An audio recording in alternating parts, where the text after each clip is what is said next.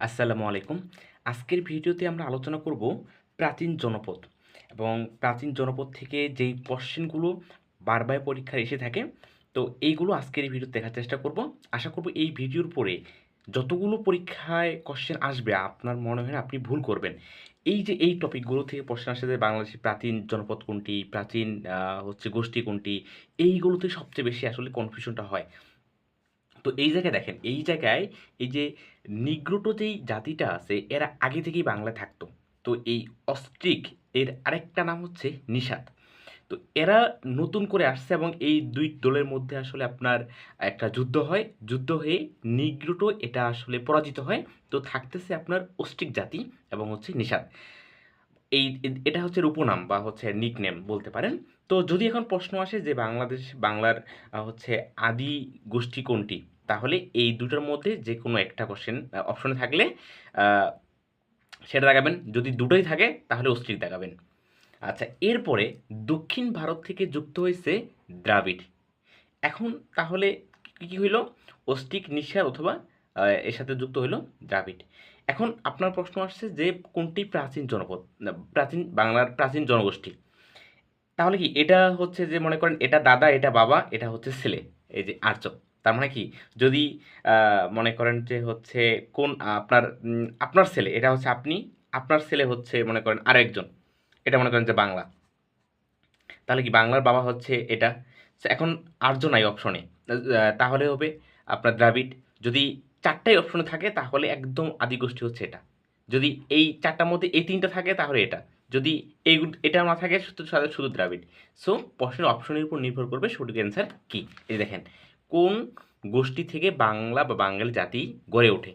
যদি আপনার দ্রাবিড় থাকে, নিষাদ এবং অস্ট্রিক ৩ টাই অপশনে থাকে, সাথে আরেকটা আছে ৪ টা আর্য বা এরকম কিছু, তাহলে অস্ট্রিক দাগাবেন। আর যদি অস্ট্রিক না থাকে তাহলে এই বাকি ৩ টা থাকলে নিষাদ দাগাবেন। যদি নিষাদ এবং অস্ট্রিক একটাও না থাকে তাহলে দাগাবেন দ্রাবিড়। যদি দ্রাবিড় না থাকে শুধু আর্য আছে তাহলে আর্য দাগাবেন। এই হচ্ছে আপনার এর বাইরে থেকে কোশ্চেন আসবে না। আচ্ছা, এই জায়গায় আরও একটা গুরুত্বপূর্ণ কোশ্চেন। এটা হচ্ছে আপনার জাহাঙ্গীরনগর বিশ্ববিদ্যালয়, এখান থেকে কোশ্চেন আসবেই। এই যে আইনি আকবর এই বইয়ের লেখককে, তারপর হচ্ছে বাঙালি ইতিহাস এই বইয়ের লেখককে, কৌটিল্য অর্থশাস্ত্র, এটার নাম যদি অর্থশাস্ত্র কিন্তু এটা আসলে অর্থনীতি নিয়ে এই জায়গায় কোনো আলোচনা হয় নাই। এই জায়গায় মূলত আপনার আলোচনা হয়েছে দেশের রাজনীতি নিয়ে। হ্যাঁ?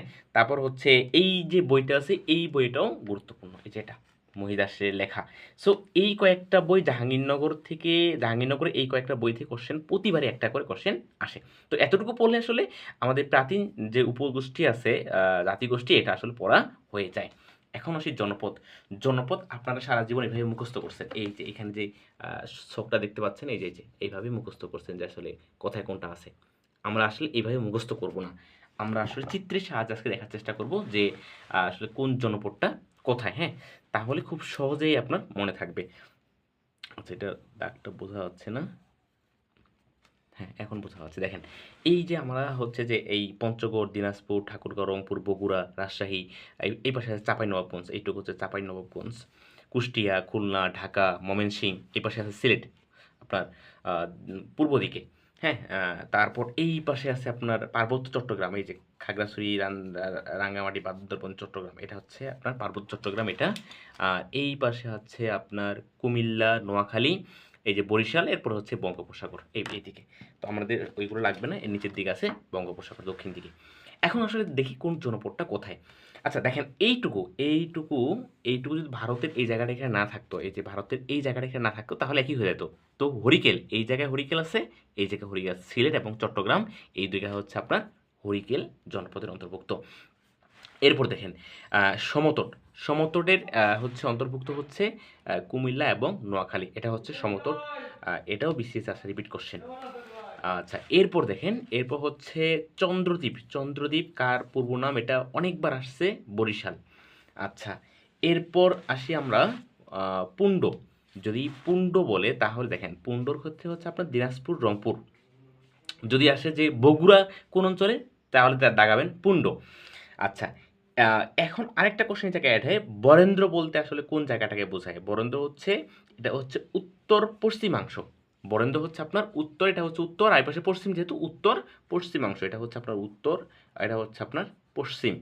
তার মানে এটা উত্তর পশ্চিমাংশ হচ্ছে বরেন্দ্র। এই যেখানে আপনার রাজশাহী যুক্ত হবে এবং হচ্ছে এই অপশনে এই যে আপনার ঠাকুরগাঁও, রংপুর, পঞ্চগড় এগুলো আপনার যুক্ত হতে পারে। তো মূলত আসে যে রাজশাহী কোন অঞ্চলে, বরেন্দ্র, এটি বেশি পরীক্ষায় আসে। আচ্ছা, আর এই পাশে যে আপনার রাজশাহীর আরও পশ্চিমে যে আপনার চাঁপাইনবাবগঞ্জ আছে, এই চাঁপাইনবাবগঞ্জ হচ্ছে আপনার গৌড়ের অংশ। আর গৌড়ের বাকি অংশ আসলে ভারতের পশ্চিমবঙ্গে পড়ে গেছে, সো ওইটা আসে না। আসলে যে চাঁপাইনবাবগঞ্জ কোন অঞ্চলের, এটা হচ্ছে গৌড়। তার মানে কি এখন এই দুইটা আমার চলে গেল আপনার হচ্ছে হরিকেল এবং হচ্ছে চট্টগ্রাম, সিলেট এবং চট্টগ্রাম গেল হরিকেলে। এইখানে সমতট হচ্ছে কুমিল্লা এবং নোয়াখালী, এই যে সমতট।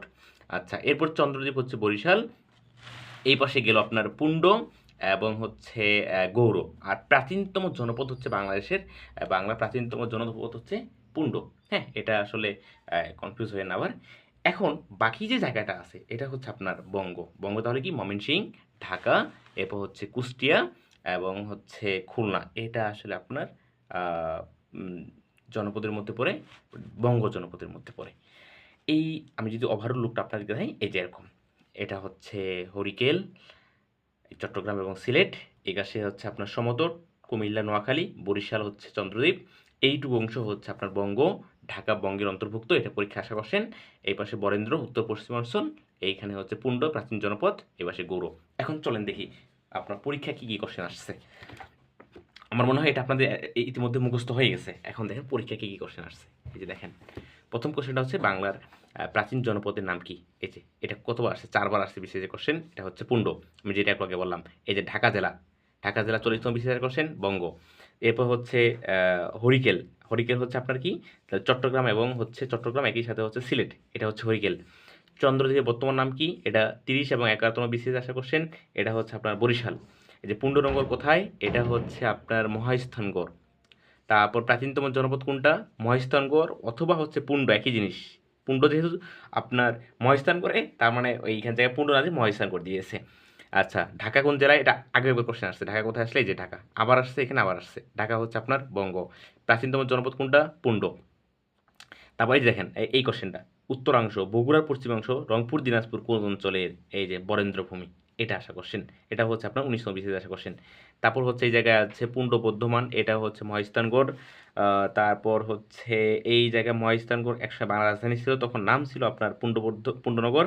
এই কোশ্চেনটা একটু মানে হচ্ছে রিলেটেড, যে আপনার বিখ্যাত সাধক শাহ সুলতান বখলির মাজার হচ্ছে আপনার এই ইয়াতে মহাস্থানগড়ে, এবং মহাস্থানগড় করতোয়া নদীতে অবস্থিত। এই হচ্ছে আপনার জনপদের আসলে কোশ্চেন। এর বাইরে একটা কোশ্চেনও আসবে না।